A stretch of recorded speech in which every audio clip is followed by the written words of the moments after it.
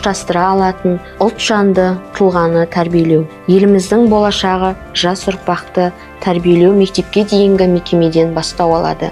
Мектепке дейінгі тәрбиелеу мен білім беру баланың ғана емес, еліміздің болашағын қалайтынын естен шығармау қажет. Тәрбие саласында бүгінгі күн талабына сай ұйымдастыруды өз міндетіміз деп біліп, әр күнді ерекше заманауи етіп өткізуге тырысамын.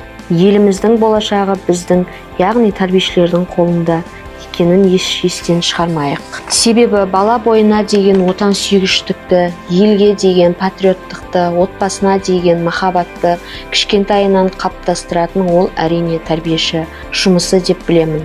Баланың ой-өрісінің дамуына, балалардың қиялына қанат бітіріп, сөздік қорының молаюына тәрбиешілердің қосатын үлесі мол. Сондықтан да сөзіміз түзу, еңсеміз тік, рухымыз биік болу үшін осынау тәрбиеші мамандықты қадірлейік. Ұрпағымыздың тамырына нәр беретін ерекше мамандық иесі екенін ұмытпайық. Бала біздің болашағымыз, бала біздің ертеңіміз.